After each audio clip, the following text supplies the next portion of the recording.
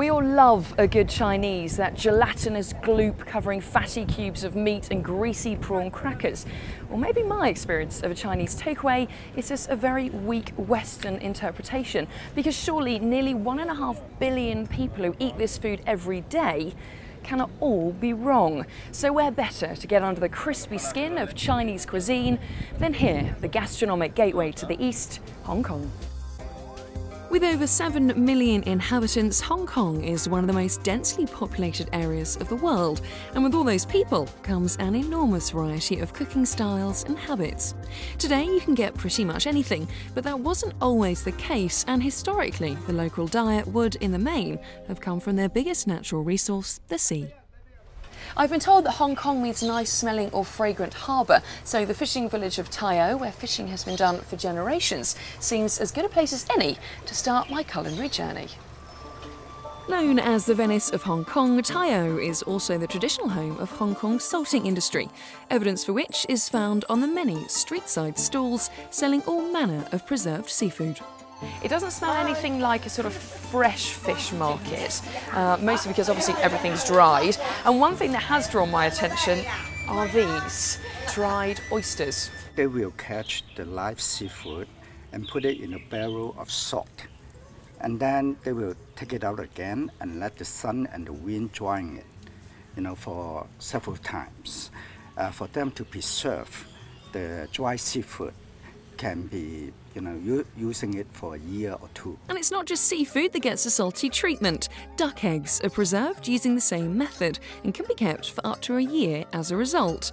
They're used as a flavouring in many dishes, and if they're transparent, they're good to eat. But they're not just used in the villages. We're now on Hong Kong Island and we're about to make zhong, also known as rice dumplings. So we've got 2 bamboo leaves here being made into a kind of pocket, packed with sticky rice. And then some beans, Chinese ham, okay, it's a bit like bacon. Right, pork, okay, so scallop in, and the infamous duck egg yolk.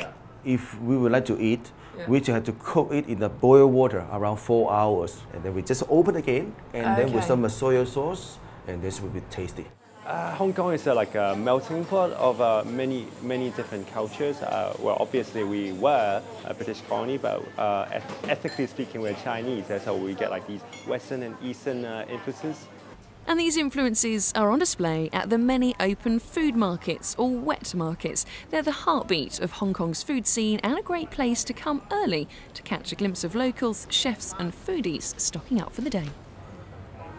Now, there's no better way to start off the morning before I head into the market with a bit of breakfast. But this is Hong Kong style breakfast. So I've got my toast with some condensed milk on top, and I've got my coffee. It's coffee and tea in the same glass. Very good. So off I venture into the depths of the market and into the sounds, smells and colours of a waking Hong Kong. So we've got the fish here, we've got vegetables over there, root vegetables, we've got more meat in there, root vegetables up here, more fruit further up here, it's just everywhere. I think they are cow tongue, pig blood cubes. There is a cultural difference. People like to see what they eat here. So seeing like a live fish or a cooked duck hanging from shop windows is like everyday stuff for us. Well, behind me, it's a maze of activity at the moment. They're setting up for what's known as Dai Pai Dong, which is basically a street-side restaurant. I've just walked past a lady who's got hundreds of tiny fish. She's just chopping around them like you would sort of at school with a pair of scissors. But it's absolutely fascinating. Everyone knows what they're doing. They don't seem to be communicating whatsoever. So this is obviously a daily thing that happens. You come, you do your job, and then you're ready for lunchtime. It's brilliant. Now, because of the way that the Chinese use their food and herbs, a lot of the markets, outdoor open markets like this, tend to have Chinese medicine stores as well. Considered alternative by the West, Chinese medicine with its cocktails of herbs, minerals and animal derivatives is central to Chinese well-being and are commonly ground to be added into recipes or boiled up in soups. Now, most of the things in here are sort of vegetables, root vegetables, tree bark, that sort of thing. But these are dried seahorses. Here it is. Now, I've been told that these are very expensive. So I'm holding onto it sort of quite tightly. But the thing is, a lot of this you don't actually even eat, so you don't really taste it. It is kind of stewed, really like a tea more than anything. So you wouldn't have to eat that. Now, one thing about the market is that at first it can seem quite daunting. There's a lot of hustle and bustle, it's very noisy, people don't mind if they bump into you. The exchange between money and product is really fast and everyone else seems to know what they're buying. However, a bit of wild gesticulating, you can end up getting what you want, and ultimately, if you're a lover of food, it doesn't matter where you buy it. So, after a busy morning in the markets, it's time to take the weight off and enjoy a nice cuppa. However, tea is serious stuff here, as a trip to the Flagstaff House Museum of Teaware in Hong Kong Park would reveal. Tea actually is a very long history in China because it's about 2,000 years ago. Chinese people will discover that tea leaf is very healthy for their bodies. The Chinese tea can divide into 6 big categories: green tea, red tea, oolong tea, white tea, and the flower tea. So put some tea leaf in, so it's a fifth of the teapot. Yeah, and then we will also warm the tea leaf. Yeah, because we want the tea leaf expand and flow for the first infusion. Wash it or warm the tea leaf. Okay, so that's no good, the first bit. That's not your first pot of tea. This time we will add the hot water. Okay.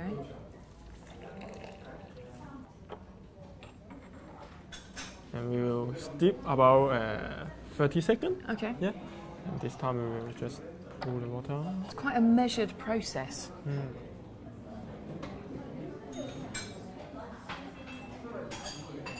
It's very refreshing and I do feel very healthy. The aftertaste is a little bit bitter. The aftertaste. Yeah. Yeah.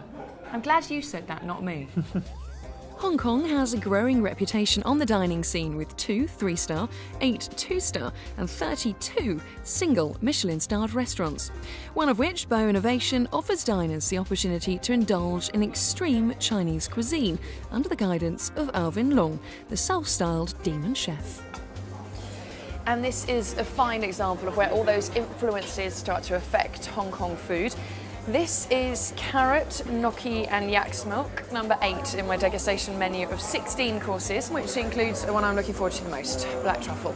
We incorporate elements of molecular gastronomy and French techniques in our cooking, and the end result is something very, very different from any other restaurant in the world. At the moment, the people of Hong Kong are wealthier than they've been before, and so they're changing how they eat. They now like to eat fine food instead of the simple food from the old days.